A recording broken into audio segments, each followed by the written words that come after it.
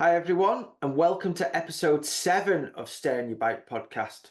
I'd just like to give a big thank you to 67 Racing for sending me this lovely t-shirt, and also to Liquid Death for keeping us hydrated throughout our chats. Hope you enjoy. Okay, guys, well, I'm super excited about this week's podcast. We've got none other than Fabien Barel. Thanks very much for coming on, Fab, and I'm really excited to talk to you. I've known you a long time, and I'm super excited. So thank you very much for coming on. Pleasure is all mine. I mean, we've been racing together back in the days, and seeing you now that's changing about our sport is a great opportunity. I don't want to miss that. Oh, thanks very much. So yeah, before we get into your amazing career, I'd like to just ask you about yesterday. It was a huge day in Monaco. Just give us a little insight into that and who you were hanging out with yesterday and what happened. Well, I guess yesterday, it was a big one because it was the first time that a Monaco driver actually wins the Monaco Grand Prix. So obviously, I'm French and fully, but I'm just next to the border, living in the mountain, and I've been growing through the GP all my life because the godfather of my mom was actually the president of the Automobile Club for a long time. So I've been growing and seeing all the different athletes, and we've seen Leclerc growing as a Monaco driver for a long time, and having this win was big for the Principauty, very big. Oh yeah, amazing. It must have gone off once he crossed the finish line. It must have absolutely gone off in the. Well, that's what I was mentioning earlier. Is like you have the sounds of all the yacht that were using the horn full speed, and it's a kind of a semicircle that you have around Monaco with the hill behind, and the noise was going against the mountain, and all the buildings were vibrating of the noise. It was actually a pretty insane moment, and a unique sport moment like we could see in ours. Yeah, brilliant stuff. As you can see, I'm a huge Ferrari fan. I can tell. So am I. Yeah. Because there is something that you know about me is that part of my family, like 2 generations behind my parents, were actually Italians. Wow. So my mom's family was coming from Calabrese. So obviously Italy is kind of my second country, and Ferrari is a big one for sure. Yeah, brilliant. I love to see it when Ferrari wins. Since I was a tiny kid, I've been in love with Ferraris and always have been. So yeah, they got the heartbeats of people, no doubt. Yeah, I'm always rooting for them. Anyway, let's talk a bit about some bikes. I think before we start, just because of this week, I'd like to just get your thoughts on. Obviously, you've won pretty much everything there is to win in mountain biking, from downhill to enduro to e-bike enduro. But what's your take on Redbull Hardline, and especially this new track this week, which I'm sure you've seen? That's a big one because as we always say, we want to be politically correct, and I see an amazing opportunity for the sport to grow through those events that we have. Obviously, by making that feature, they are going towards rampage style, which obviously is a very high consequence type of riding that you would have a rampage, and Hardline is the same take. The feature is absolutely insane. He engage commitments of the athlete to a certain way, but he also engage very heavy consequences in case you miss, and we're talking about death here, not simple injuries. But I would say the canyon gap at rampage is the same, and I know it creates a lot of debate. If you are asking me if I am a fan of that and if there is a need for that, I would say not necessarily. I'm a big fan of speed and technicity, and I like to see things without like a huge amount of risk. But let's be honest, when we go at 60 or 70k an hour next to the trees, we in a way taking the similar risk than jumping a canyon gap like we can see there. But I'm 50-50 on the thing. Like I understand the feature, I understand where the sport wants to go. Media and coverage is getting obviously a huge hit right now in the world we're living, and it's part of the game. Yeah.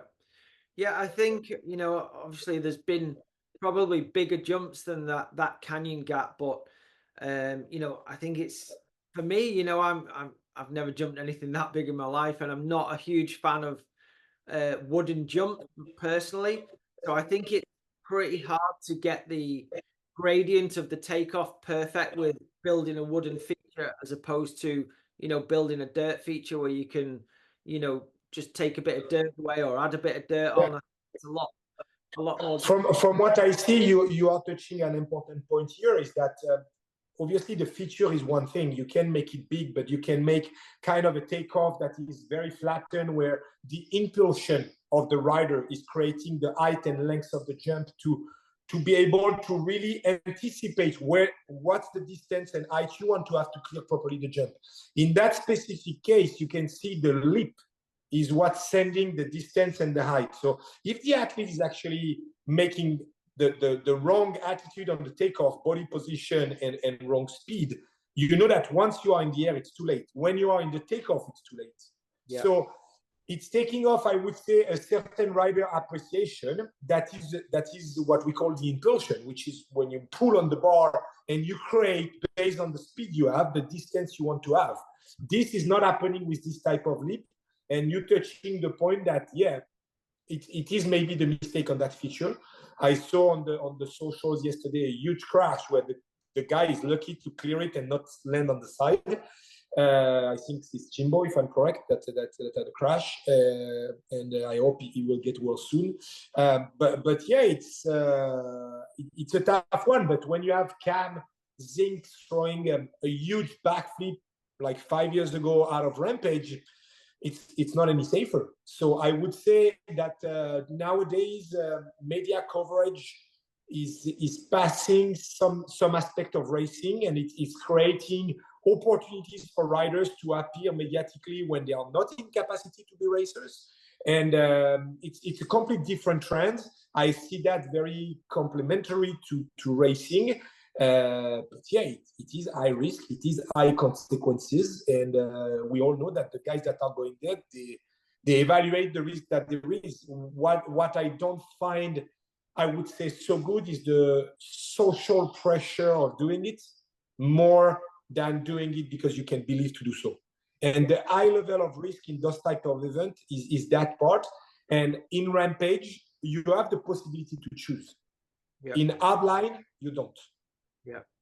So the mistake of theirs on this position is to make a feature that is mandatory to be able to race.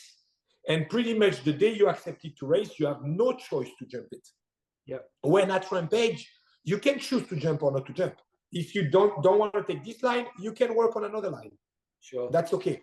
But right now, they are creating a downhill race where you have a pressure of time with very dangerous feature. That's where, for me, the combo is debatable. And hitting that feature at full speed, I'm not sure why it's actually in the run, but if it's after 45 seconds or a minute, you know that you are already bleed of acid, you potentially don't have full lucidity, etc. You know that the risk goes to the next step already. And it is already a risk just to try. So to race on, it's I honestly hope that we don't have any damages over the weekend. Yeah, same here. And obviously, all those guys that are doing it, they're amazing bike riders, and they're capable. But it's pushing the limits, and a new feature might not be quite built correctly, and they have to adapt. And obviously, weather and the terrain in North Wales is difficult on its own.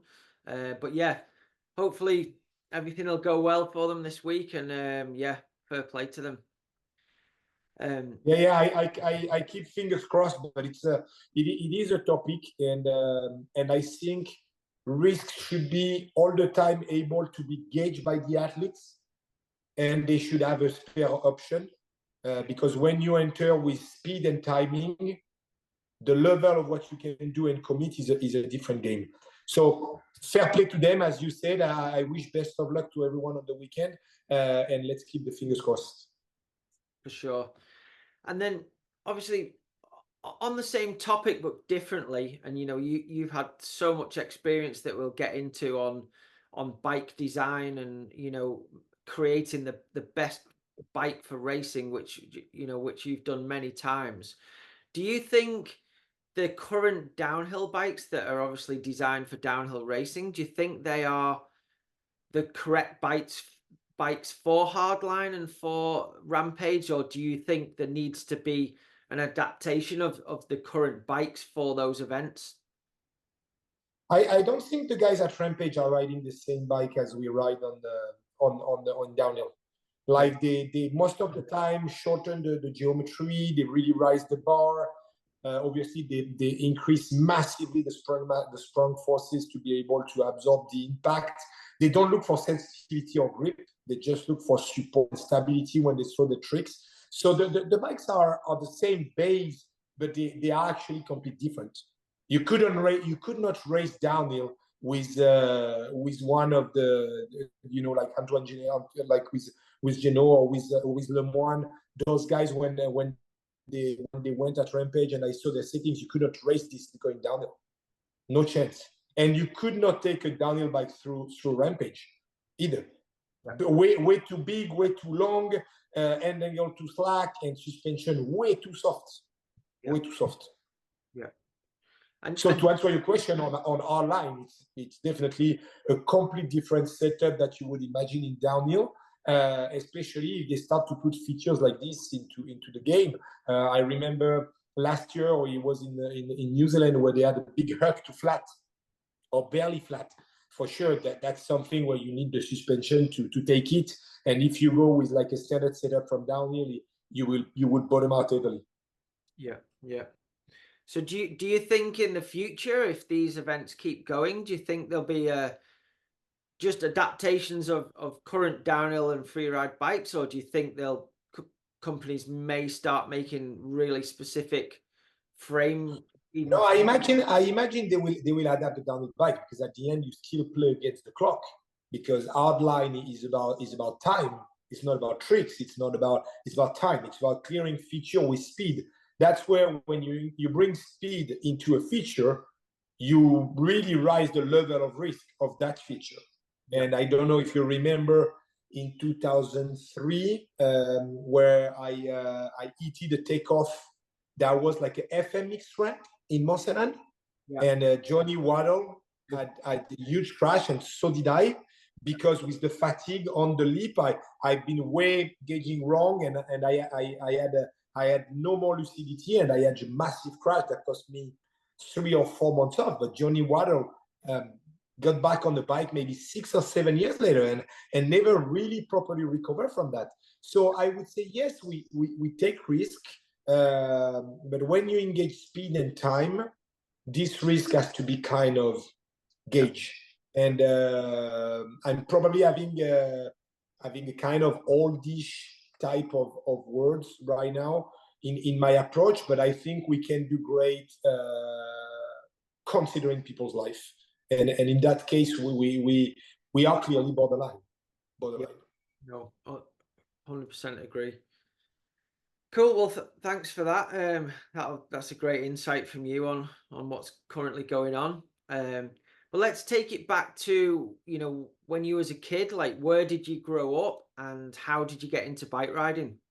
Well, I grew up in the south of France, in this pretty much same place as I am now. Very rooted on my land, and I really like to live here, because obviously we have south of France weather, proximity with the airport, super good bike riding, great community, and obviously of my friends around. So I actually got into biking very randomly.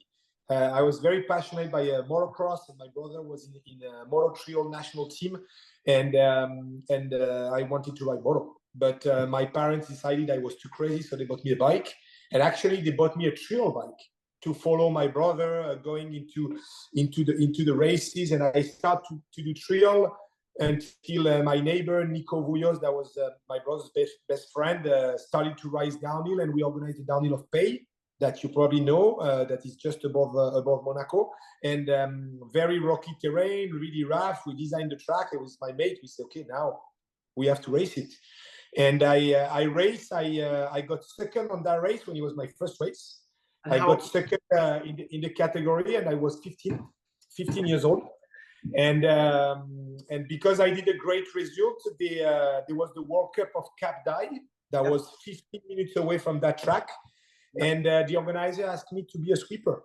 And I decided to train for that for a month and try to eat a good time. And I remember I had the 17th time overall. And it was obviously absolutely unique. I was only 15. And Nico Vouilloz won the race on the front of my king.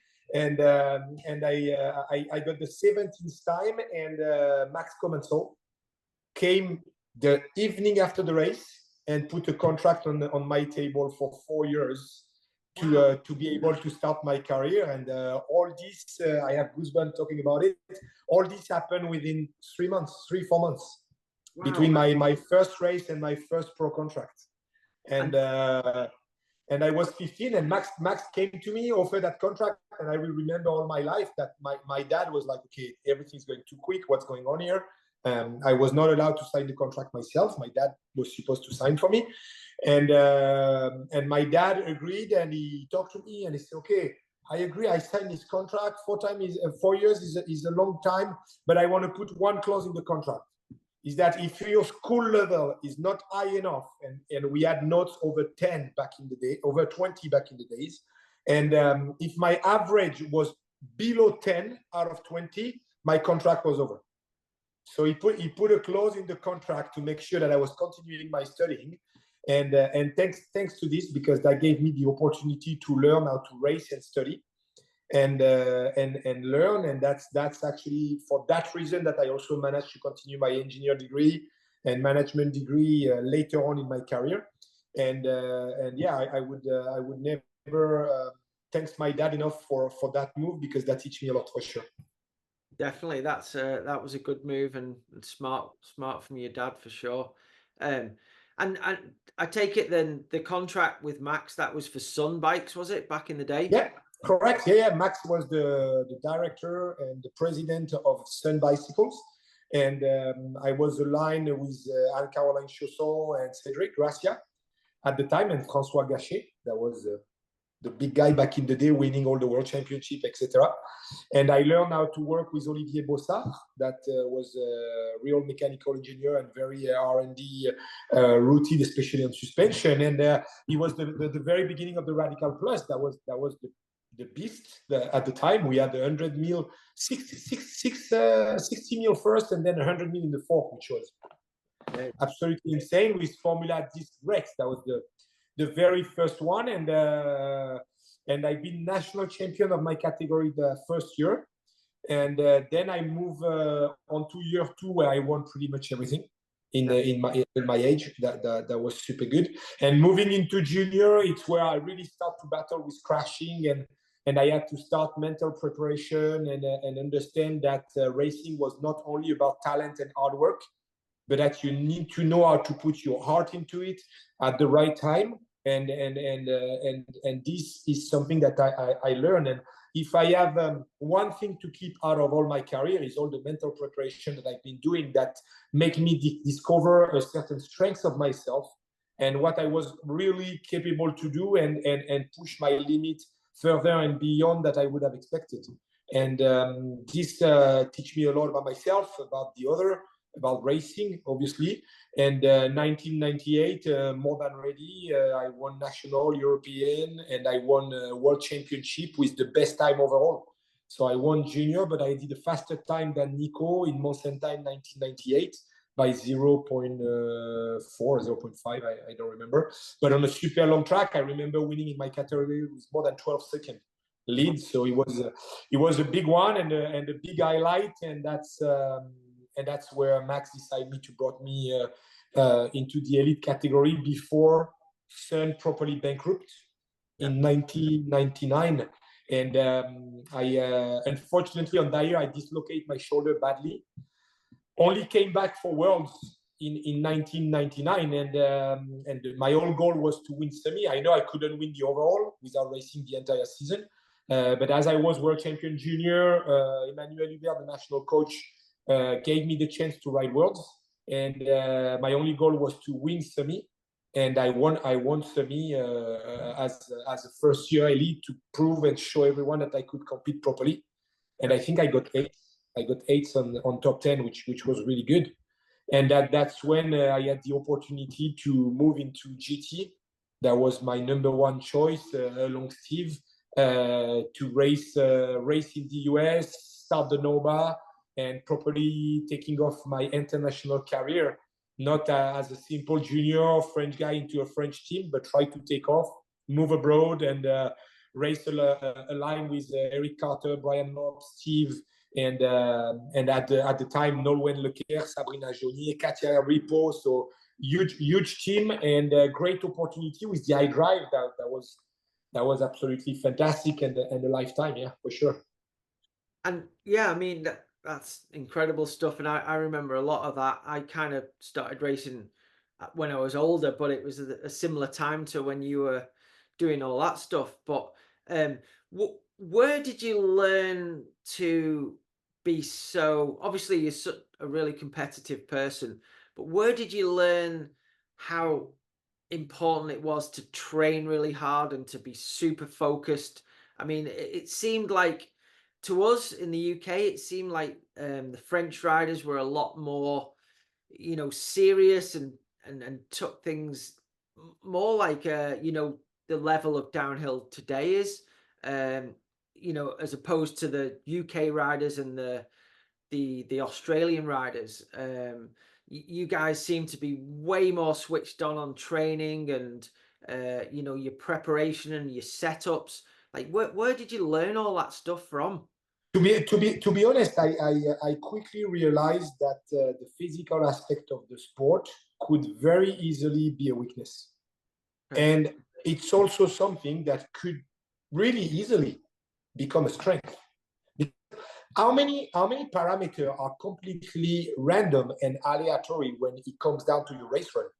There is plenty. So more you can actually anticipate and control, and better chance you have to succeed. So your bike, the mechanical prep of your bike, your race strategy, your physical preparation, I would say all this is the easy part. Mm-hmm. Because all those parameters are the one you can control. When it comes down to talent and technicity on the bike, it's a different topic already. When it comes to race management and mental, it's again the next step. So that's why for me, it was really important to push as hard as I could the boundary of what I could control. That's why I also try to isolate the mental aspect of things and become my best friend instead of being my best enemy, because it sounds completely stupid as a saying, but at the end of the day, we can easily be our worst enemy when we come down to start. Yeah. Your life, your education, your past, all the reason, your ego, your self-confidence, all that can be a huge weight on your shoulder. If you're not in capacity to control that properly, man, don't even take the start. Right. So that's why the appreciation of risk, of understanding about yourself is one thing, but isolating everything that was controllable was a big one for me, and I clearly identified that quickly. I also understood that I could not have the competencies myself. I would say the thing that I think I'm very proud of and still today is that I know I cannot do everything on my own. I know that I don't know everything. And every time there is a topic where I want to improve, and it's true in business, it's true in racing, it's true in everything, you need competent people around yourself, and you need to give back to those people. Mm-hmm. And in my race career, I had amazing partners from coaching, Paul Walton, my mechanic at the time, all the way in. There is always a human story behind any adventure and any success and failures. So I would say this is something that I understood very quickly, and I put a lot of thoughts into my racing. I always inspired myself from others, which was also one of my weaknesses, is that I always thought that the others were better than me.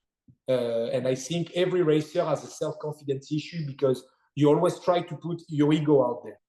If you put your ego out there, it means that you need to prove something to someone.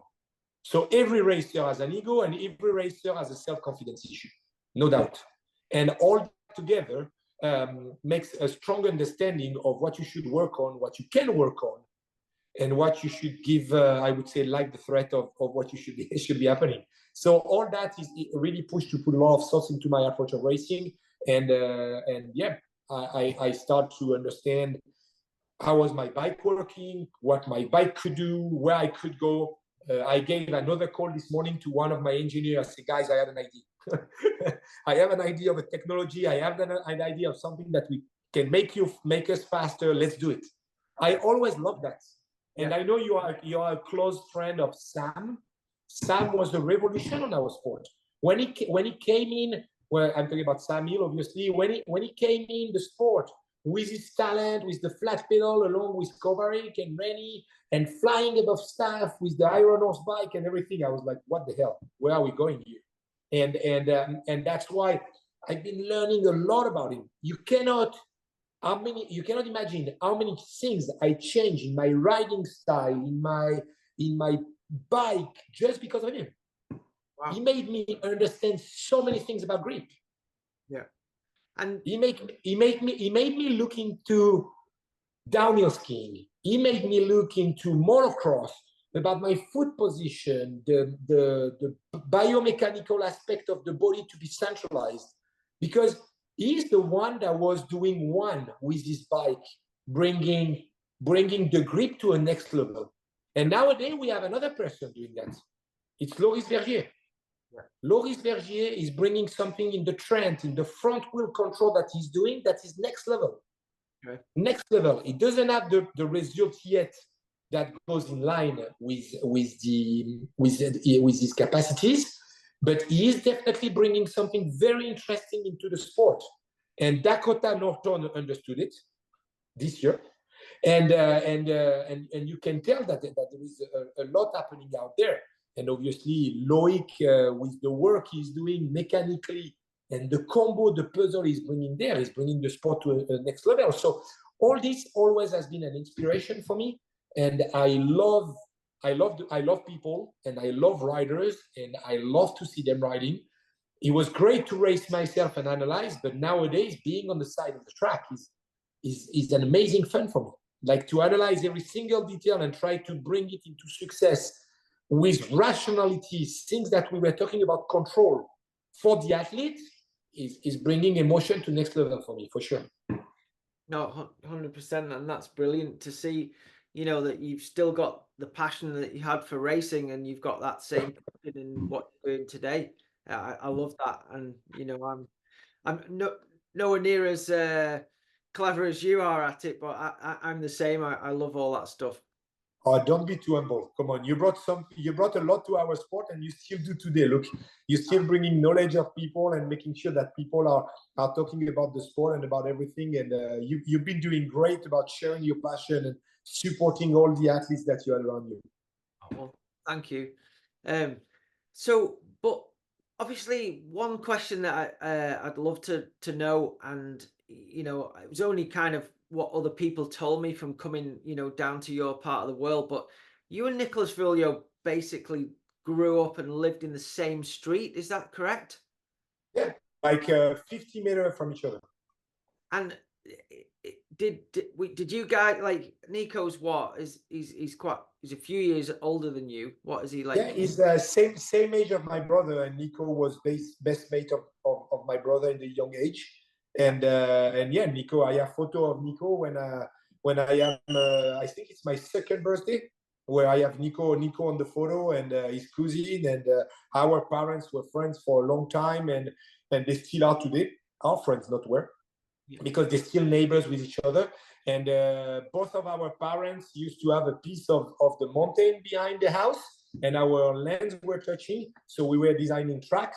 And starting from his to mine, and we were making lines and training back in the day with our own playground. And we used to have a huge community of friends that were coming and ride with us. And one of them is someone probably is Fabien Barel, that came and grew up. I know Johan since he's a kid. The same street as us, as a little brother of Nico. They didn't have the same dad, Nicolas Filippi, that was world champion cross-country junior in 1999.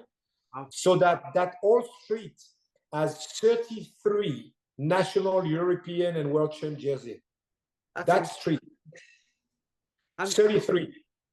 And what do you think the reason to that is? Do you think it's just because, you know, the area that you live in, you've got the mountains, you've got good weather, and then obviously when you have one champion and you're all riding together, then do you think that mentally like makes everybody else believe that they can be a champion as well?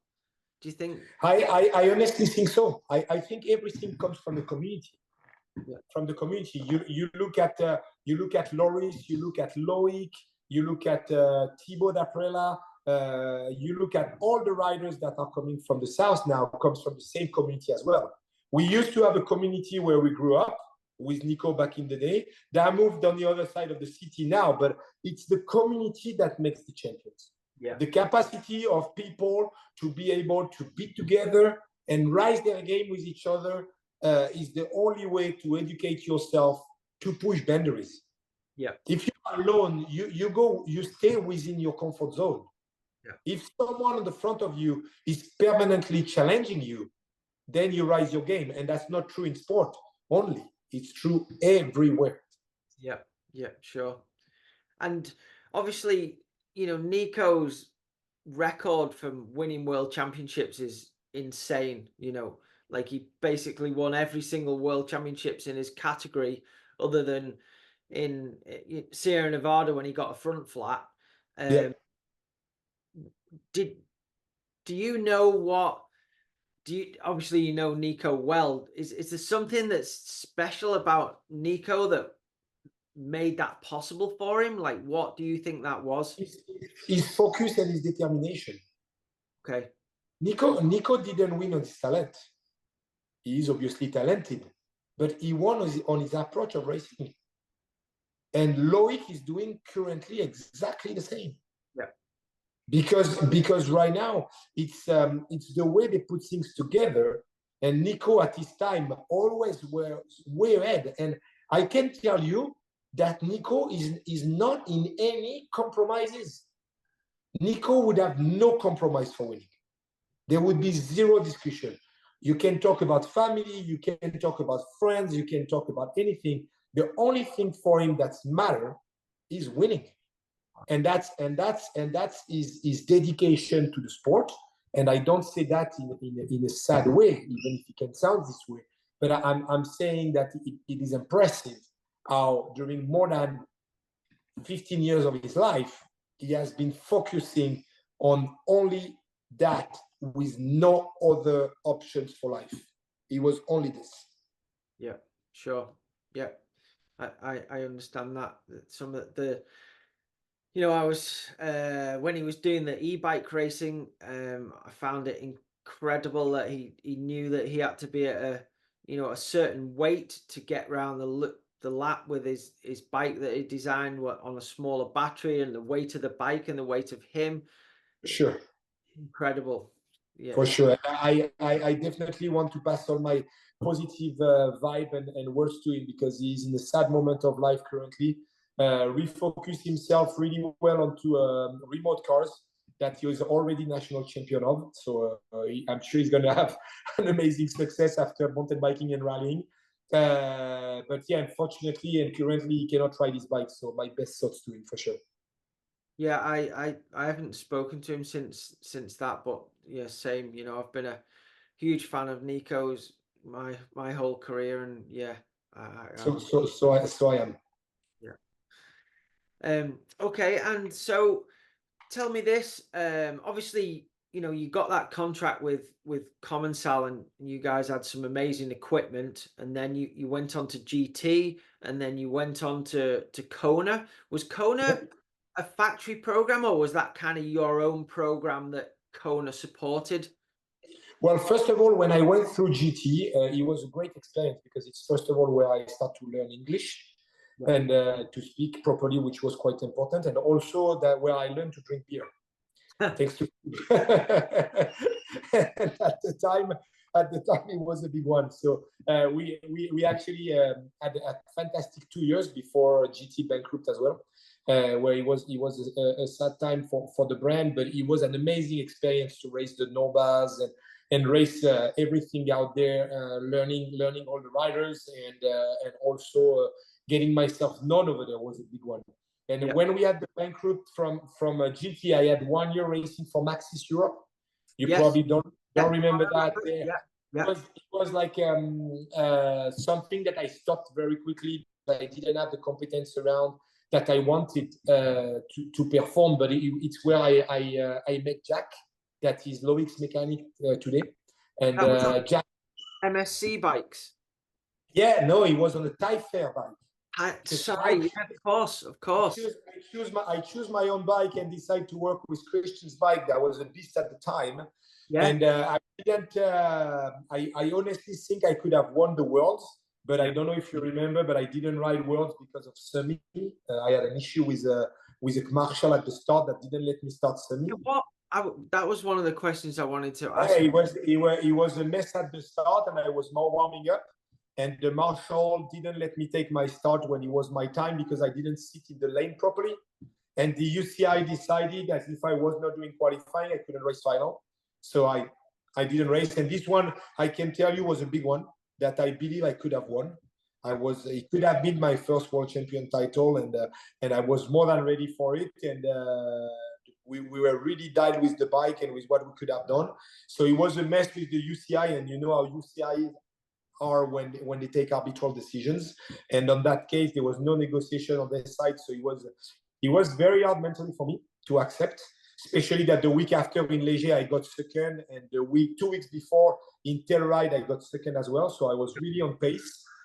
So it was the hard one, but the competence of the team was not in line with my expectation. And I met Paul Walton, my mechanic, after that, and Kona wanted to build the team, and I'm not sure I should say that on the podcast, but we met at Interbike around a party and with like mutual interest, and we made a bet that I could be on the top 5 of the World Cup with their own bikes. That at the time was a great bike. Kona was big in freeride, but not in racing. Of course. Guys, let's make a deal, and we had a bit of fun, etc. And I had no team at this period, and they gave me the opportunity to take full control of the program and work at the time with Palligap, that was based in Birmingham, with Russell Carty. Yeah. I don't know if you remember Russell, that was in the management of the team, and we did 2 years like that. We developed the bikes heavily. We changed everything with Paul. We put some thinking, and Paul was absolutely unique to every time I had a problem to put things into places. Yeah. And we really developed that bike. The team became private after 2 years, but the first year I had this huge crash in Mont Saint-Anne, so didn't race properly, but I did a bronze medal in Lugano when Greg Minard had his first world champ title. Yeah. And I met the people from Léger that was organizing Worlds, and I made a bet with them as well. And I said, sponsor my team. So they became sponsor of the team with Kona at the time. And I took full management of the structure. And I said to those guys, I have only one goal, is to win Léger World Championship in 2004. That was a big one on my radar. And same thing, I committed full gas with only one goal for the season, which to win this race. And yeah, again, I honestly think that my preparation was very important and very good, but I don't think I was the best on that day. Many riders were faster than me on that day, including Steve, that crashed, unfortunately, in the last corner for him. But I put all my heart into it, and my mental is what put me right up there. I was ready to give it all and push as hard as I could to get down the track, and then it was a crash or winning for me. And it would not have been the case if Steve didn't crash, but Steve had a semi-slick on the back. I was going to ask you about that. Yeah, and I was riding because I knew that the last sector was super important, and it was all in dust and grass, if you remember. And so I sacrificed the upper split. Steve was 1 second, 0.2 ahead of me. And then I really charged on split 2, where I made up all my time. And unfortunately, Steve went super fast on the top and he lost the back end on the braking 2 corners before last, and it was a victory for me, which was probably the highlight of my career, because it was like home for me with all my friends in my own country, and hearing your national item when it's in your own country with your own crowd.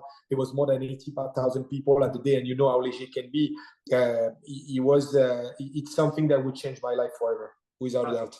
I'm sure, and it was an amazing day, an amazing race. I was watching, and it was phenomenal. Even the four-cross race was incredible. It was a fantastic championship. Unfortunately, I didn't see much of the four-cross. I was already drunk, so Oh, I didn't. of course. And so on those different programs, obviously there were slightly different times in the downhill racing, but out of the Sun, the GT, the Kona, the Talifa bike, what do you think was the best bike for the time that you raced on back then? The best bike, it's a tough one. You're talking about early 2000, right? Yeah. From the Sun bike through to the Kona bike, obviously, that you developed yourself, but the Kona was super advanced in everything that was about geometry. It was, yes, yeah. Massively. Like we gamble with head angle, global chain stay lengths, and global front center, rear center, the handlebar width. We were completely advanced compared to others. I remember leaving your World Championship, sitting in the chairlift line next to Sam Hill on the Iron Horse, looking at me and say, when I sit next to you, I feel like I am on a BMX bike, because my bike was so high and so long compared to his. Yeah. He was like, we're not doing the same sport here. Yeah. And I won Livigno 2005 World Championship because of that. Yeah. Because of the choice I've made, how I proceed. Sam was ahead of the game because he did the podium. He was a bronze medal in Léger. And I did all practice in flat pedals. Wow. To learn, even if I knew I was slower, to learn how to use the terrain and where the grip was. So I really managed to learn from what it could do, but also use my competencies and my understanding of where geometry should be going. And I won the race with my head and not with my talent. But again, I was very, very strong physically, and I managed to hold the pace top to bottom. That really created a gap with third place, and Sam was the big one fighting with me on that race. Yeah, I mean, I remember that race, and I remember watching your race run, and it on the feed that we were able to watch, it didn't look like that you made any mistakes. You hit all your lines perfectly. You were carrying speed everywhere. It was a better run than Léger. I think Livigno was one of the best run of my career.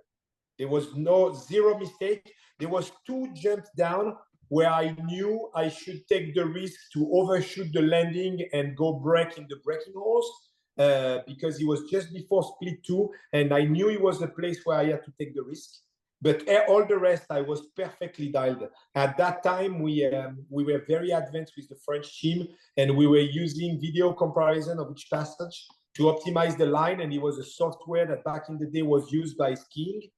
And we used that on very advanced in 2005, when we barely start using it now in 2020. Yeah. So we were 15 years ahead of the game. Yeah. And that, correct me if I'm wrong, but that was a race where you chose to, when you were able to go slower, so you had an earlier start time for the race. Yeah. But it was the case also in Léger.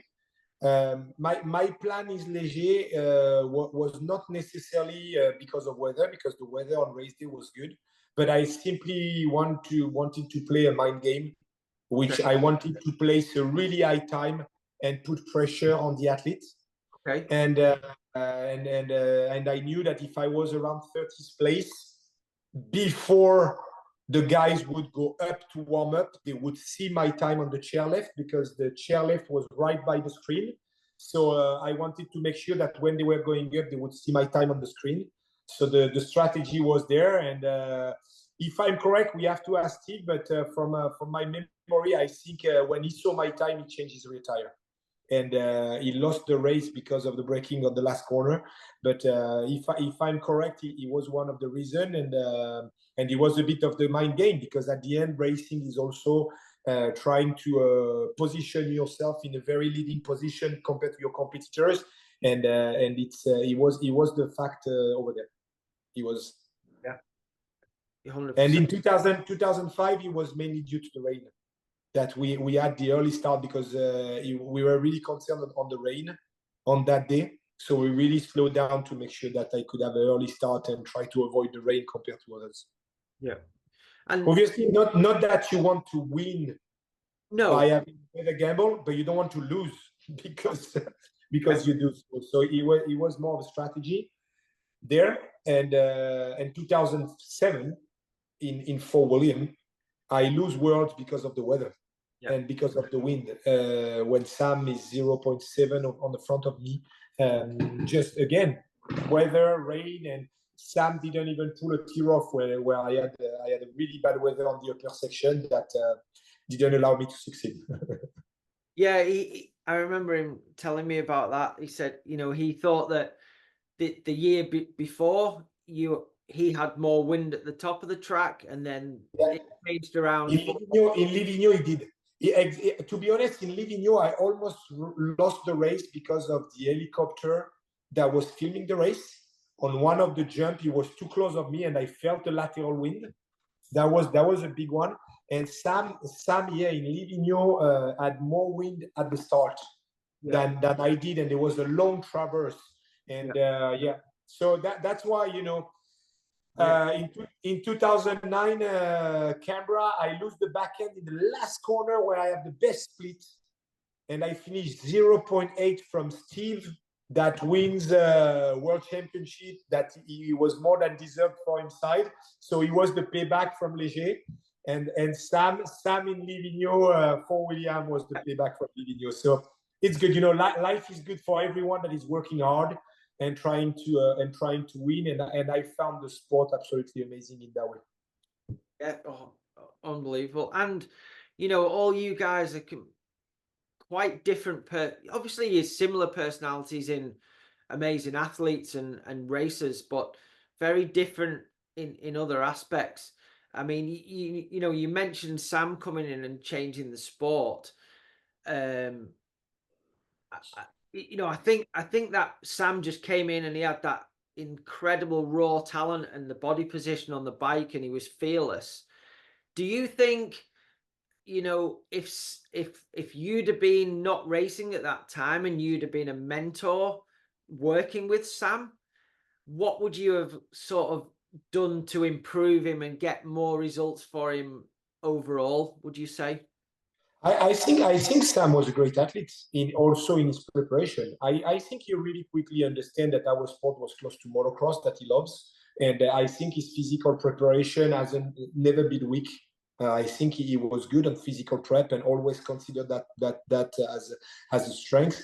His bike was on point, and his approach of the racing details into his line, he was bringing something very innovative. So I don't think Sam had any weakness at the time.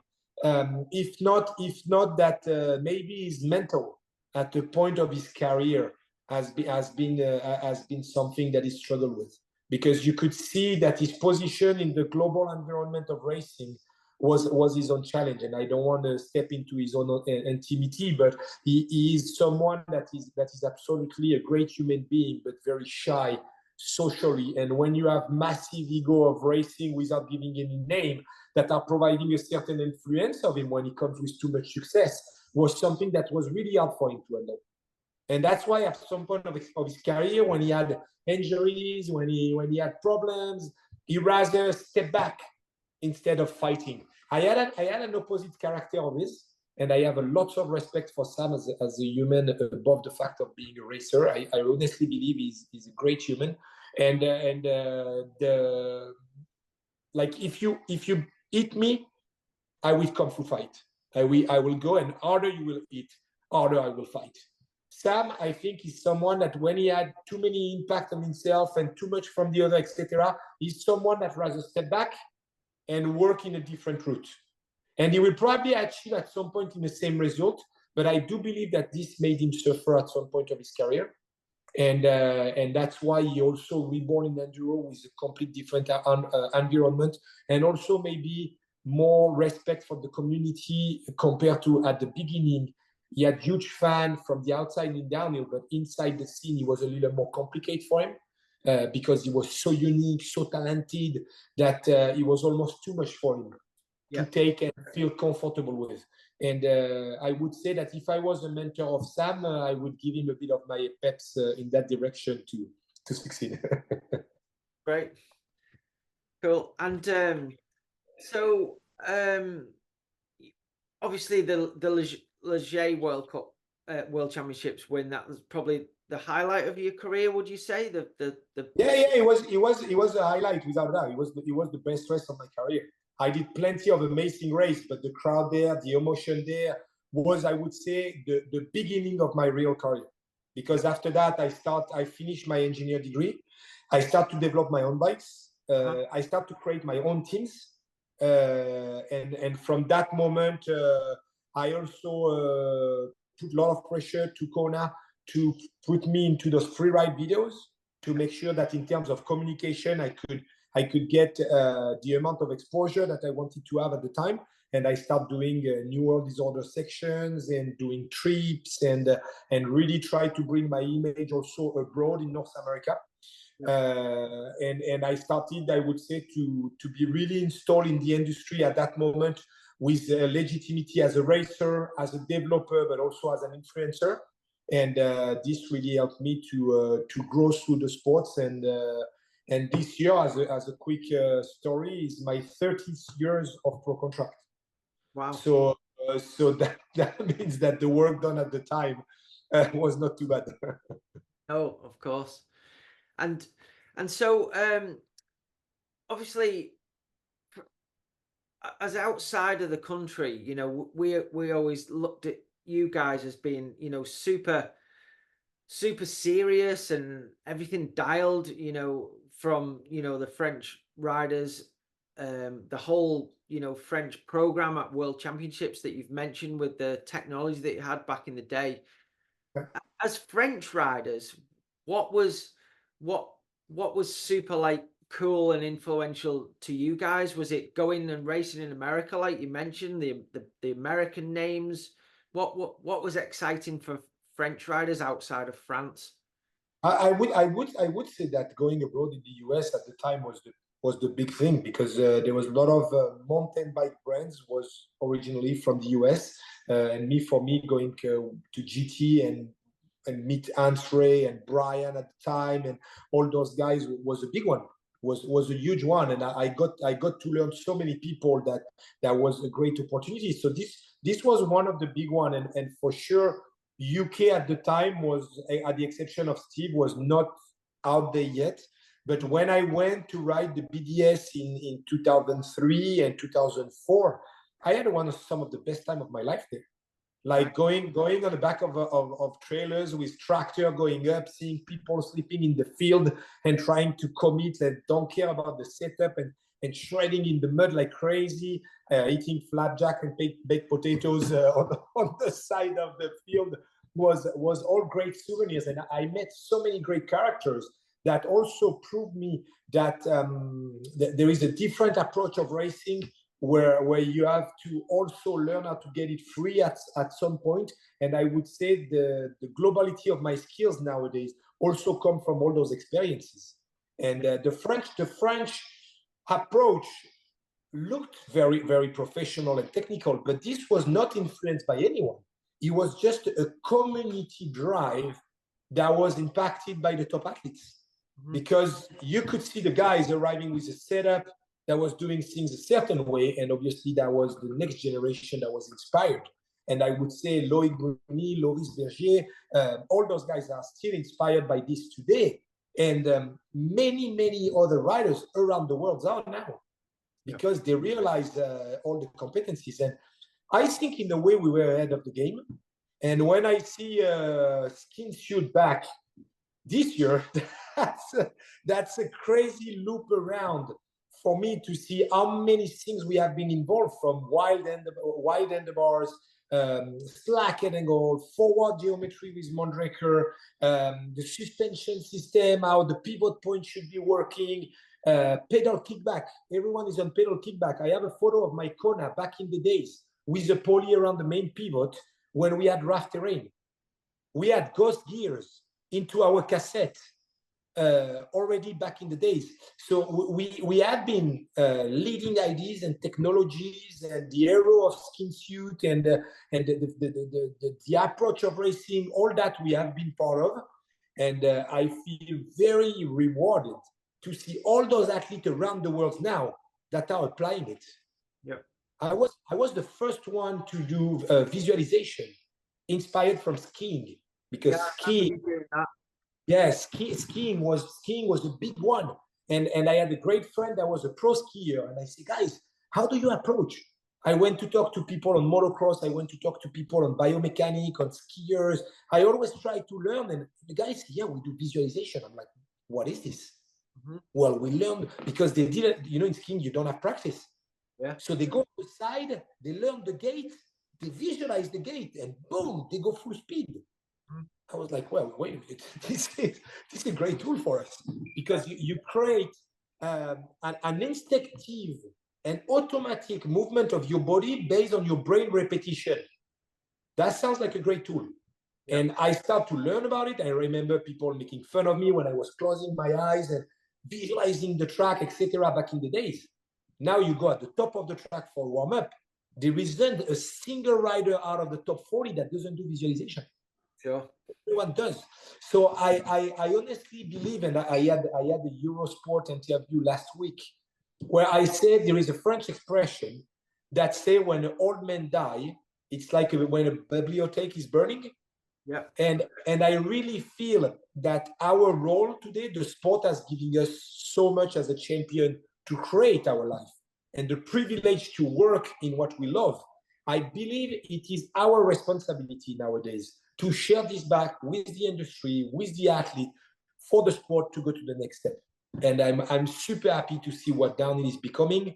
And I really hope that Warner Bros, with the investment they're doing, they find the right key to bring the sport to the next level. Yeah, well, you've been a huge influence in many different parts of the sport progressing, Fab, and you should be very proud of yourself with your results and everything else you're doing. But do you think, obviously, we'll touch on it now, you guys have got you've got a really good role and you're really heavily involved at Canyon. You had a similar role, I take it, at Mondraker, where you helped them develop bikes and race bikes, and you've got a new bike now at Canyon. Can you give us a little bit of an insight on how you come up with a brand new bike? Like, where do you start off from? Do you test lots of different other bikes before you even start? How does that process work for you? Yeah, well, nowadays there is all process behind it. But to jump back on one of the things you mentioned, is that I had this role at Mondraker where we collaborate for 5 years, and Mondraker is like a family to me. I was super happy to see them coming with a brand new team this season and doing what they have done with the new team. It was absolutely brilliant, and congratulations to them. It was a big one, and my role into Canyon moved in, first of all, in R&D. My goal was to develop bikes for them before even racing enduro. It was not planned to race enduro at the time. I moved to Canyon in 2013, so it's more than 10 years now that we collaborate together. And the downhill program was a big one. I said to the owner at the time, I help you. I have an idea for enduro. We develop enduro, but once we have won races in enduro, give me 3 years to do so. But please, if I do that, we create a DH bike and we create a downhill team. And he respected his word, where we developed the first bike in 2015, the Sender One, and we learned a lot how we could approach. We hired Troy on our side to try to push the boundaries on this bike, and we really push the development and learn a lot with the two faces of the sender. And after that, the new bike that we just developed, for sure, we benchmark. We try other bikes to understand what makes the bike fast. And that's where I get really involved. I can still ride okay and push the bike to a certain limit to try to understand what are the positive, what are the negative. And then we create combos. I don't want to give you too many secrets, but we create combos to be able to understand how you can link things together. But there is a lot of testing process, and you need to have quite some R&D resources to be able to cross over information. There is many parameters on the bike, from geo to compression curve, or to the curve of the kinematic, the axle path, the anti-rise, the anti-squat, the rigidity, stiffness, front triangle, rear stay, sheet stay. There is tons of parameters that can influence the global combo that you are choosing to do. And you try to isolate as many parameters as you can to be able to understand the direction you want to go. And then it's like racing. You put the puzzle together, and today this is what we bring out. So that's where we ended up. We worked for a year and a half on that project. Obviously, I was stoked to see this bike. We had 3 proto in for William, and 3 bikes for podium. So that was really amazing. And to be honest, we should have been on the podium again in Poland, but we made one choice that I won't mention in final that make us lose the game with Troy, and Luca had a very unfortunate mistake for Luca before a flat traverse, where he loses a second or 2.2. So it is racing also, but our peak speed and the pace we had was the winning pace again. So it proves that the work we're doing is definitely in the right direction. We are growing massively our internal competencies at the team level, which really bring us to a different level. And I expect the next 2 years to be very, very interesting with what we're trying to build. Brilliant. And so obviously I was watching Fort William, and I watched the feed in Poland, but especially in Fort William, your new bike looked like it was working really well and tracking the ground really well, and obviously all the riders had great results on it. How much do you think it's actually the bike, and how much do you think it's the confidence that the rider believes in the new bike? I think the two aspects are going together. You cannot placebo a rider telling him the bike is better than the old one. Well, not at this level. When the rider sits on the bike, he will create his references and build up his confidence with the bike. You cannot bullshit him. You can tell him, but then at the end, don't forget that we are doing a sport where only the clocks talk. And at the beginning, they were riding the bike, telling me, I don't like this, I feel slow there, etc., etc. I said, guys, let's put the clock. Yeah. And when they start see the performance of what they were in capacity to do without feeling necessarily exactly what they wanted to feel, because we're talking about references here. You always look for references. You build up confidence with references. If you have 0 references, you don't build confidence. So when you come on a new bike, you look for the references of the previous bike, which is a major mistake, but it is a natural instinct. So my job is to rationalize this approach with them, slowly, and build their expectation of references and build new one. And I'm very happy to see that we have done a great job on this aspect, trying to slowly guide the riders in one direction and the other, to be able for them to find these references and build up confidence and succeed at the level they are right now. Yeah, definitely. And how many different bikes would you test if you were going to make a new bike? Like, how, obviously, do you just pick the brands that you think are the best bikes out there, or is it the brands that are getting the best results? How do you choose two parameters? You look at the results. Yeah. and then you gauge this on your thoughts. You're not gonna test 10 bikes. There is some bikes that you cannot access to. Yeah. So we're talking about 3, 4 bikes maximum. That was interesting. And also old bikes. Also what? I also old bikes. Yeah. I also choose all bike that succeed in the past to understand the reason why. So we tested 5 different bikes, and then we did many prototypes and did a lot of time of testing with the engineers. And to be honest, I'm very passionate by that, because first of all, it forced me to be on the bike, which is good, because sometimes I feel like I do too much computer and too much talk, and I like to ride my bike. So that's the number one thing. And also he forced me to keep a certain speed, because I did hear that you turned up at the team camp and beat everyone's time last year, which don't know the best morale for your riders. I didn't beat the riders' time. I just insist that they were not testing fast enough. Okay. And they were arguing with me that the pace of the track was set at speed, and I showed them it was not. And then they pushed the boundaries further, and they were at the right speed.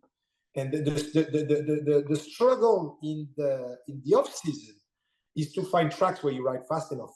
Yeah.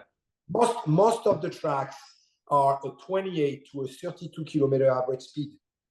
When it comes down to racing, you are 36, 37 average speed.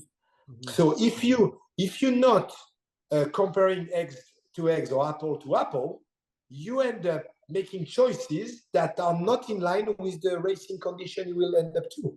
So it is very important to know how to push yourself when it is the time. And yes, there is a risk, but our sport is a risk. Yeah. So it's a thin line, because you don't want to bring the riders on the floor.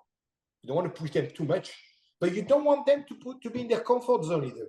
Yeah. So my role is a very tough role, and also very human, because you need to adapt to them in the way you talk to them, in the way you approach to them, because you don't want to unbuild their ego, because their ego is what makes them succeed. So you want them to be proud and confident in themselves, but you also want to be able to drive certain messages to help them to grow and rise their game. Yeah. So it is a very interesting and passionate work, where human is in the center of everything you do. Yeah, get it. And so do you think, obviously, there's been eras where there's been, a group of riders that are at the top all the time, and then there's another era, and there's a few people that stay in that top group. Obviously, I'm still talking about downhill at the moment. Obviously, Loic's been doing phenomenal. The results he's had over the last few years, and he's always up there. And this year, he's absolutely flying. You mentioned, before Sam coming into the sport, which changed your mindset on learning new skills.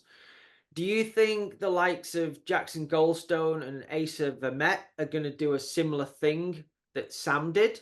Or do you think it's a bit more that they're just similar, but just fast new kids coming through? No, it definitely brings something out there in terms of talent that is absolutely unique.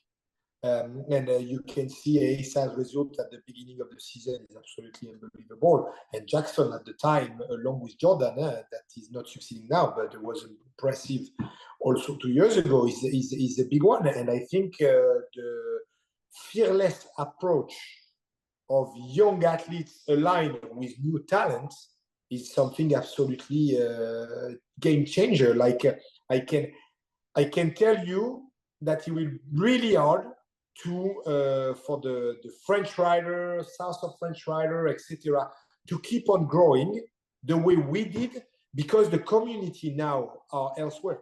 What is happening right now in Canada, what is happening right now in Australia, what is happening right now in the UK, I can tell you it's different than what's happening in France. Sure. So all this mentality is come again from community that rise different games to athletes, and for the athletes, and for sure the talent will gamble with experience, but experience right now is still right up there, because you can see that Loic's approach is absolutely unique, but he will need to know when and how to stop at the right time. Yes, I've heard, you know, a few interviews with him, and I think he knows that himself. He seems like a really he does. From chatting with him on that topic, for sure he does. Yeah. And do you think now, like now that the big pro teams in downhill, that they're so professional now, you know, the amount of people that work for a team is pretty incredible. But do you think to be competitive now, you have to sort of go to a different place in the off season to test and ride? Like, you know, you see a lot of people going out to the Southern Hemisphere now, to Queenstown and stuff. Do you think it's still achievable to win the World Cups by staying in your own sort of, you know, hometown in the winter? I'm honest with you. It all depends where you live and what you have access to. I agree that nowadays, with the competencies of the team and the level of expectation the teams are, etc., you're looking at athletes that are going to be able to do a proper full-time preparation over the winter, and that includes also the competencies that are aligned with this. Now, without this, you can make like a highlight, but it will be very hard to be very constant on the season performance-wise. So I do believe that the amount of winter testing is what makes the success of your season. And if you don't do a great winter, I don't see how you can do a great season. Sure.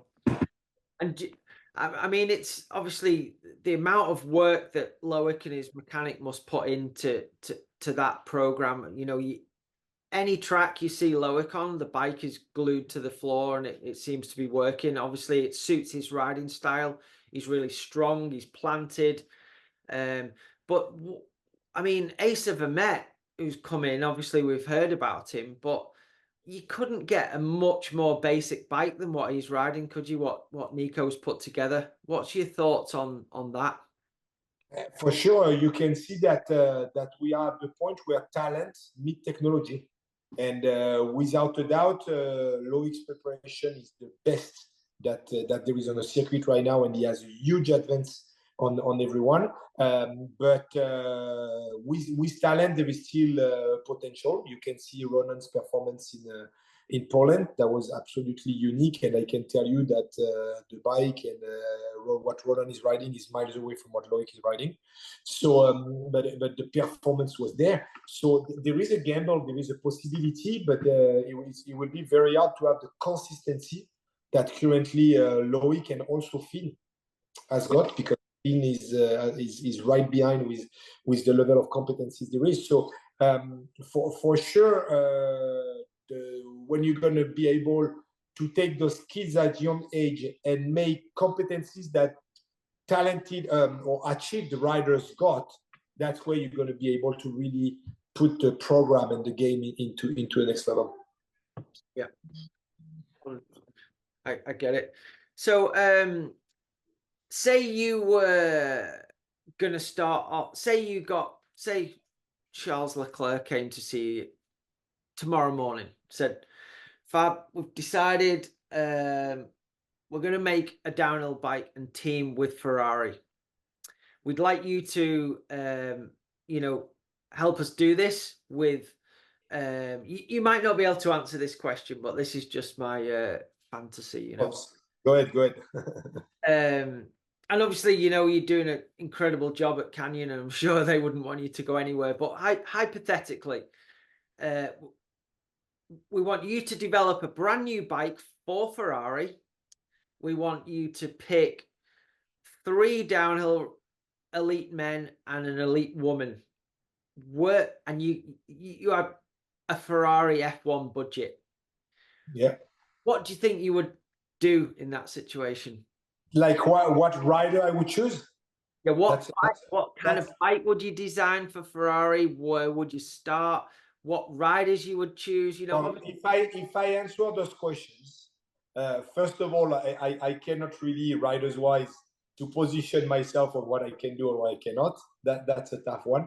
But I could tell you that on the bike aspect of things, there is clearly a lot that could be done.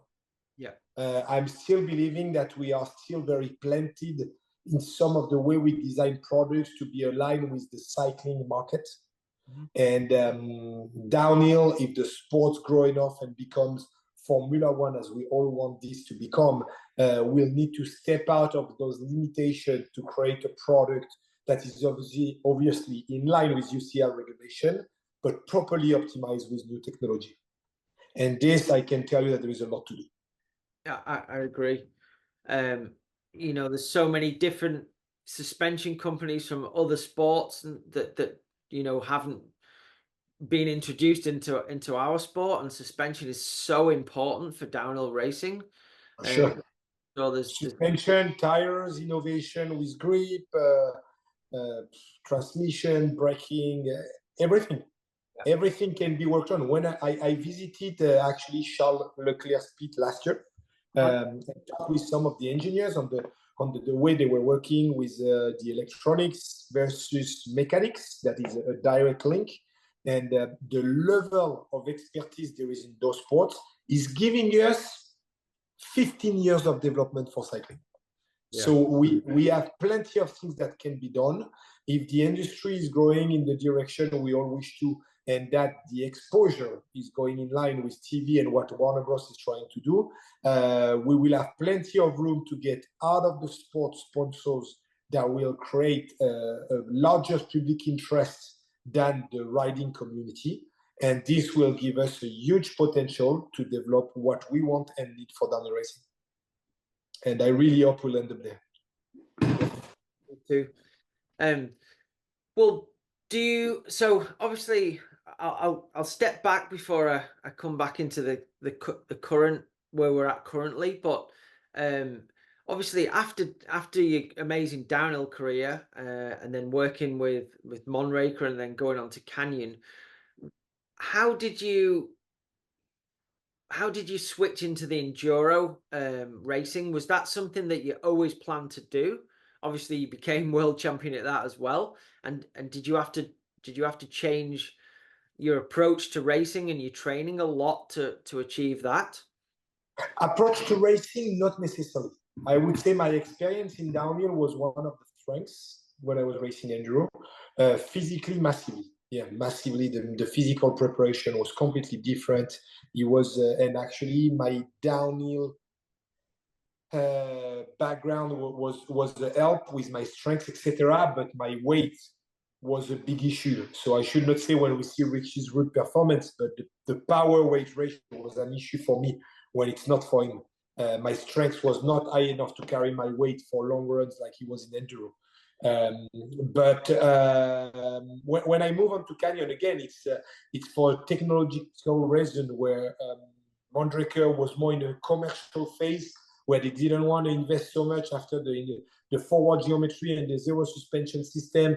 I had an idea for enduro at the time where I wanted to have something that could help to vary the geometry between uphill and downhill. With the new EWS, I wanted to develop a product, and Mondraker was not keen to do that. They were more focusing on growing the brand and slow down R&D. And I met at Eurobike the owner of Canyon that was just stepping to mountain biking, coming from road. And we discussed about my idea of geometry, and he invited me to visit the factory. We discussed about the idea. He introduced me to one of his engineers that had a similar idea.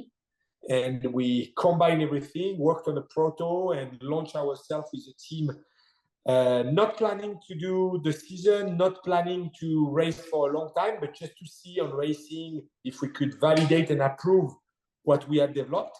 And we won Punta Ala, the very first race. Obviously, I let you imagine the excitement of the owner, and we went on the full program, developed a concept, full gas for 3 years. At the time, he was in R&D with like a tire manufacturer, and that was very enthusiastic, and also Mavic wheels that were very invested because the connection between Canyon and myself was linked to Mavic. Yep. From the marketing manager of Mavic, and that's how all that story started. And Until now, we never quitted each other. We had great success winning many of the WSs, breaking my back in 2014, coming back with a success at the end of the year, and vice world champion with the bike in 2015. And I did say I would do only 3 years because I wanted to develop a GH bike and develop a DH program. So I stopped in 2015, focused full on the developing the DH bike, created DH team. And since then, we developed the development team, we developed the e-bike team behind the enduro team. So we developed a full concept of pro sport racing that is fully aligned with R&D to develop product, create marketing for the brand and storytelling. Obviously, had the chance to hire some of the best riders in the world to race for us. And the latest story, as you said, was e-bike last year when I developed an e-bike for racing that was a replica bike of mine. And same thing, we say, okay, we do the first race, so we do a marketing campaign, and then won the first round. And when you get the finger into the thing, you get the whole arm, and got super excited about this. And it was 10 years I didn't race, almost. I finished in 2015 and I raced 2013, so it was 8 years. But those automatism that was in my head from racing was not lost, and I tried to stay approximately in shape, and it worked out super well. I had a great fun time to experience the season with some great athletes, and it was a great opportunity to put the Canyon Strivon out there on the top spot. And I'm very happy to see Jose Borges competing so well this season as well with the product. So it's really trying to launch and lead my group and my people with example. I'm trying to apply the same dedication I have of what I expect from them to really try to rise the game and push boundaries within to the brands, within to the athletes. And as you said earlier, the passion is what is driving me. I love my sport. I love mountain biking. I love racing. And all that is making every breath of my day. And you see, I am in the office now, even if there is no one. And I am putting ideas on the table, trying to process some of the stuff to make sure that we are faster at the next race. Brilliant. Love it. I love it. And obviously, huge congratulations what you did in the e-bike races last year. I think some people don't understand how challenging e-bike racing is and how fast you were going last year. It was pretty incredible. And with the development of the bike, I mean, your bike looked amazing, and I had a little go on it in the car park, and it was definitely a bit better than my Shimano EP8 standard nuke proof that I've got. I wouldn't have minded your bike yesterday when I was racing e-bikes, but obviously before you got fully into that race program, you guys had just a standard Shimano motor. Was it your idea, and did you push to get the Bosch motor into your signature bike? Yes, for sure, 100%. We benchmark all the product, and I say, guys, if you want to build a race program, this is how the bike needs to be. And I am lucky enough to have people internally that are hearing my voice, and having a collaboration with Bosch was very important to succeed, as much as having the correct chassis. That was the perfect compromise in terms of uphill performance, but also stability and attacking and rigidity, especially with an internal battery. That was one of the criteria that the brand asked me. Say, you do whatever you want, but you need the battery to be internal. And this is like a massive disadvantage design-wise to get what you need in terms of rigidity. And I was really happy to see what we achieved. Yeah. The bike was a great success. So yes, for sure, the choice are all mine. It could have been the wrong one, but we had great support. And the fact that the brand wants to win as much as I do is making our dialogue very, very much easier. Yeah. Very much easier. That's brilliant. And is there like budget restrictions on certain projects? Like, obviously, companies are selling a lot of e-bikes at the moment. E-bikes are on the rise. You know, just where I live here in the Tweed Valley, you know, I've lived here for 2.5 years now, and in that time, I'd say the amount of people that come and ride at the weekend on e-bikes as opposed to normal bikes is quadrupled. So I can see that visually, you know, that people are buying e-bikes. Obviously the downhill bike market isn't huge, but as a company at Canyon, are they worried about spending so much money on a bike design that isn't going to sell mad numbers of, or are they just happy that that's more of a marketing tool for the whole brand? There is a strategy at every level. You never have projects that are endless money. Everything is budgeted, everything is restricted. Sometimes you step in, sometimes you step out of the limits that we have provided. But no, there is a budget to everything. And e-bike, with the large market there is, the potential of what they want to do, is for sure something larger. That when you talk entry level model that has no communication, you spend more time, more energy, and more money. There is no debate there. But the strategy of the brand are always very installed, also budget-wise. But I am lucky enough to be part of this discussion right from the beginning of the project. And if I feel like the resources provided for a certain project are not aligned, we all discussing and brainstorming. But globally, I would say the brand know what it takes to do a great bike.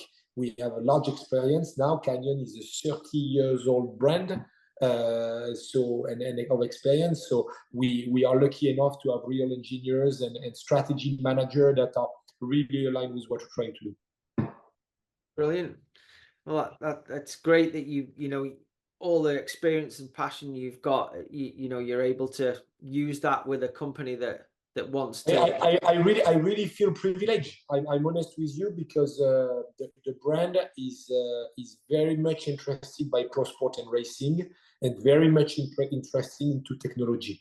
The brand, until still a couple of years, was owned by one person that is a very good human, with a real sensibility for business, but also relationship. And I've been very much inspired by him, and I think the brand has been very lucky to have a such a leader for all those years, and he's still very involved. And when I'm telling you every story is a human story, it's because it's also and always by relationship that you build up project, especially when passion is involved. Sure. And going back to your racing career, you know, obviously they've been at different times in your life, but what has been the most fun for you? The downhill, the enduro, or the e-bike enduro? Which has been the thing that you've enjoyed doing the most? They all came to me at a different moment of my life. Sure. So I cannot tell you one I enjoy most than the other. I am passionate by downhill racing before anything, and that's where I come from, and that's what I'm still passionate about. But I really enjoy the enduro. It makes me discover a new sport, a new approach, new location. To be honest, being in the lift, going up for downhill, doing 7 runs a day, so maybe 15 minutes on the bike. At some point, I was tired of that. Yeah. And enduro, when we discovered enduro, we were out for 3 days in the wood, riding the Trans-Provence, discovered the mountain, taking the time, racing blind, which is something we didn't talk about, but racing blind is something you don't do in downhill. When you do the Trans-Provence, or I did the Andes Pacifico in South America, you don't know the trail and you pin it. It's completely the opposite of downhill. It's different skill, different anticipation, different bike setup. And I really enjoyed that. This was absolutely amazing. Blind racing was one of the things that was the most fun. And when I came to e-bike, something people don't understand is that e-bike in downhill is almost as fast as a downhill bike. Yeah. Last year, I beat the guys on normal bike 1 out of the 2 stages. Yeah. Because you increase stability, You have more progressivity when the grips comes up. And if you have a good bike properly set with like a good balance, etc., you can charge like a madman. Yeah. I remember myself in Châtel, there was one bike park section where we were like 60 km an hour into flat or off cambery grass corners, old school. I remember myself two-wheel drifting. The ground was just tacky and like perfect passage in the line, like properly full speed with the bike on the edge, etc. And I remember in my head telling myself, if I had a downhill bike, I don't think I would have rode this faster. Yeah. Yeah. And that's what e-bikes was so interesting for me, is because obviously the testing and the development was made me realize a lot of things. But when you put your head on fire and the clock start, you rise your game. Everyone does. You rise your game and you go to the next step. And when I realized the potential of the bike we created and how fast you could go, man, that was fun. That was super fun. I really enjoyed that, especially after stopping downhill for like 8 years ago. I did some runs where I was arriving, my eyes wide open, my heart rate fully high, but not from the fatigue, just from the adrenaline that I got during my run. And this is priceless for me. This is what I love. And when I do moto, when I do rally, etc., I like to be on the edge. And some of the stages we did on the bike last year, insane, really insane. Sure. And from doing that, has that influenced your thoughts and designs going into the downhill bike, would you say? 100%, for sure. Yeah. You know, every day is a school day, you guys say. Yeah. So you are different every day than what you were yesterday, and you are different today than what you're going to be tomorrow. So your approach, your evolution is non-stop. That's why I found really hard for me to stay granted 3 years on the same chassis with the same suspension. We need to be on permanent evolution. If we want to bring the sport where we want to, we need to be able every day to make modification on what we have, because every day we learn something. Yeah, sure. And yeah, I mean, I going back to, I think it was 2021 maybe. You know, Sam was in a bit of a lull after the COVID year and wasn't really enjoying the enduro. You know, he didn't have that drive and passion that, you know, when he has, he does well. So I talked him into doing an e-bike race here. And you know, he basically hadn't rode an e-bike until the week before, and I took him out riding on the trails here, you know, and they're very, you know, like you know, they're quite steep and tight in the trees, so it's not super fast, but the smile on his face was just great to see.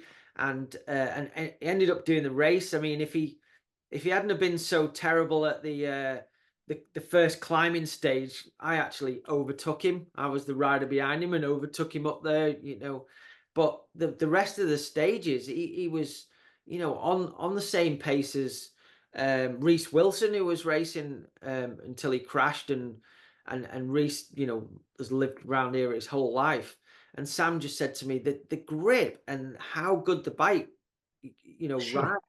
He said we need to go back to heavier downhill bikes, in my opinion, you know, the grip that they have. And that, you know, where I live, I would love to have an downhill bike, like a proper downhill bike geometry with an e-bike motor. That would be such a good tool for me. You just need to call me. We have one. You do? Yeah, the torque on. 180 millimeter travel on the rear, 180 in the front, 63-degree head angle, proper chainstay and seat stay, full mullet, 750-watt battery. You have the EP8. It's a shuttle bike, and I did in Bloza skier. Within a minute and a half time, I was approximately 2 seconds a minute from the downhill bike. No way. So, would you say you change the geometry of that bike a little bit, maybe no, not the geometry, but say you adapted it to put a Boxer 200 on the front, and you were able to give it the same amount of travel as your downhill bike, do you think you would be able to pick that in 2 seconds up? I don't think you would, because at some point the weight and what you get is creating an effect on the bottom out of the suspension that will demand the kinematic to be radically different. So there is a compromise to find. If you look at the race in Poland, for example, track was flat. Yeah. We have too much variation of track to start putting too much weight on the chassis. Sure. And right now, even for William is flat. Yeah. For William is not heavy. It's not steep. No. You take Poland, it's not steep. Mont Saint-Anne, in some sector, you really charge. Yeah. Val d'Isole, most of the track, you're really in the steep. Yeah. But not everywhere. So that's why there is definitely compromises to do. Yeah. And the e-bike weight is too much the competencies of the H-bike right now. It's too much, even if you can get really close. Yeah, yeah. But believe me, we tried it. Okay, I'm sure. But maybe like on a track like Leger, do you think that the extra weight is sometimes an advantage, or do you think it comes? The extra weight is an advantage in section, without a doubt. But don't forget that there is many moments on the down track where you need to re-accelerate the bike. Yeah. When the bike is up to speed, it's better. Yeah. But every moment you are down to speed is an issue. So it's all a matter of compromises where, to be honest, to find a track where in all round it's better, not that easy currently with the track design we have. If tomorrow we take a black ski slope, we put poles in the grass, then potentially yes. Sure. And where do you, obviously you've rode on so many different tracks and terrain over the years, with all the different disciplines you've done. And you mentioned before, the Discovery Channel coming in, they're new to it. I can see changes that are happening already. What kind of tracks would you like to see the future of downhill racing? Like, if you were going to sort of make the tracks similar, what kind of tracks would you like to see the sport going down? I think we should go towards faster and more open. Yeah. That's what's going to bring up a lot more interest into the TV and give a stronger potential to our sport. And I do believe sometimes we kind of step back. You take the example of Poland, really nice in section, but in some section, not good. You have a beautiful start. It was absolutely insane, super good. But then you have a middle section. You have a beautiful wood, but then you have a middle section that is completely flat, like enduro. And I think that we should have a little more attention to that if we want to bring the sport where we want to. Sure. Okay. And on tracks, what would you say is the best and your favorite track that you've ever been to, downhill track? Mont Saint-Anne is pretty unique. Mont Saint-Anne is absolutely fantastic, and Léger, the Montchéry side, and the track they've done are terrain that are absolutely unique. So based on that, it makes those two places absolutely, first of all, unique to my heart, but also absolutely great riding over here. Okay, brilliant. What I like about Mont Saint-Anne is that you have long, fast, and steep. And I found that downhill should be in a way in that profile of slopes. Yeah, fair enough. Okay, well, I know that you're a little bit pressed for time today, so I'll ask you a couple of questions that I've been thinking about lately. I think I'm going to start this off with you on the podcast series. New to this, but there's not many better people to start off and ask you this question. So, who would you say is, and by all means put yourself into this because you're one of the greatest ever downhillers, but who would you say is the best downhiller to date? The best downhiller to date. I cannot give you a name because I would say it's all based on if you're asking talent, race approach, mental, all those parameters, everyone has been different. And there is too many riders that has been great to put a certain combo to be able to provide you one.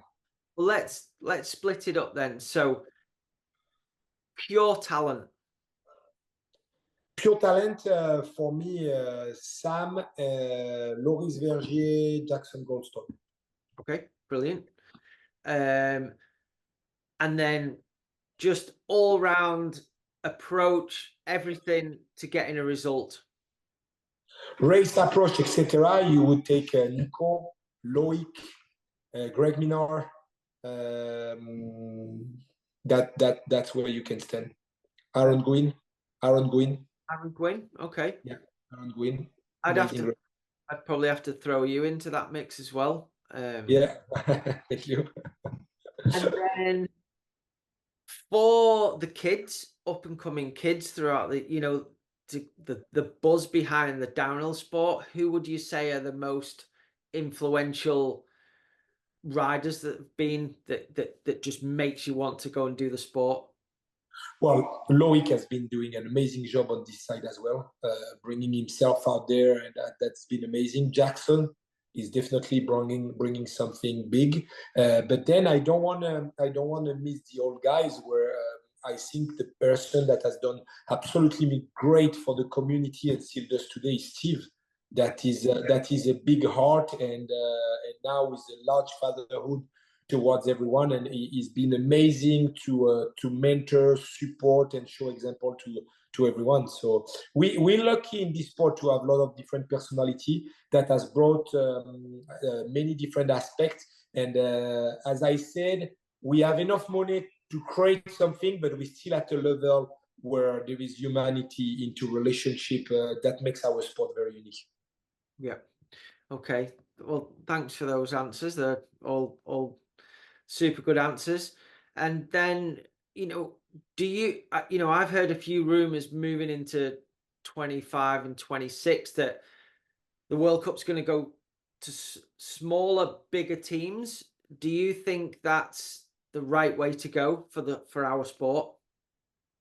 Well, there is rumors going out there, without a doubt. To make the sport more professional, we need to shrink the amount of access there is to be able to provide a real show. But if this happens, we need to not forget the roots of our sport, that is the community that I mentioned earlier, where it should be a parallel series that still allow people and talent to highlight themselves, to be potentially detected by those structure. So I think it is the right direction, as long as we don't forget the roots and the base of the pyramid that is the core of what MTB is about. Yeah, I agree. But the thing that I'm worried about is that all the money will go into the big teams and the companies that can afford to do the downhill World Cups and obviously the race series.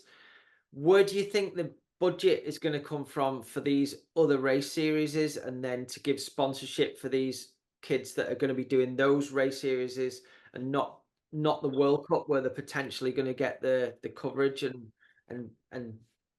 there will be no choices, because the brand and the teams will have to have feeding structure to be able to develop young athletes and other talent.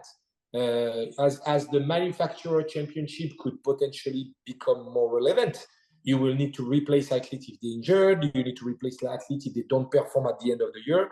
And if you don't work as growing other athletes, you're dead. You don't exist. So that's why I think it's a whole chain that should be very suitable for the brand and in line with the potential invest of the industry, and be relevant enough for out of the sport sponsor to invest into our series. Yeah. Okay. Yeah.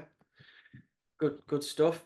And then would you see the enduro going? Do you see the enduro staying around with normal bikes, or do you see the future of enduro, with the way bike sales are going, it's going to move more towards e-biking? It is a harder topic to say. It's very depending on how much investment Warner Bros is willing to do on that series. We know that currently they haven't done enough based on the brand expectation and the cost that there is. This is factual, and they are pushing. They are well aware. Obviously, the fact that the e-bike market is huge is helping also the industry to invest in one category more than the other. Now it's the sport that should be deciding and see where to go. But you can tell that the two disciplines right now, it's a bit too much, for sure. Yeah. Yeah, I agree. Okay, well, brilliant. Well, I could go on for another episode. So I think if you don't mind, at another time we'll do another one if you don't mind. Please, pleasure will be all mine, and maybe we do something on site with bikes or anything. But thank you for taking the time and exchanging, and it's always a privilege, especially with a personality like you, as a rider and as a friend. And yeah, we'll make sure we catch up at some point again. Oh, thank you. Well, thanks very much for your time, Fab, and keep doing everything you're doing. You're doing an amazing job after That's right. and yeah, it's been lovely to have you on, and thanks very much. And I'll see Sounds you. good. I see you soon. I see you guys around for sure. Thank you. Thank you. Bye. Bye. Bye. Bye. Bye. Well, that was really enjoyable for me, getting all those interesting questions over to Fab and some brilliant answers there. So I hope you've enjoyed this episode as much as I have. If you don't mind, please like, subscribe, and do all that stuff to keep us running. Again, a big thank you to the supporters we've got so far on the channel. Big thank you to Liquid Death for keeping us hydrated. Again, thanks to 6-7 Racing for sending me this cool t-shirt. I'm going to try and get some of those made.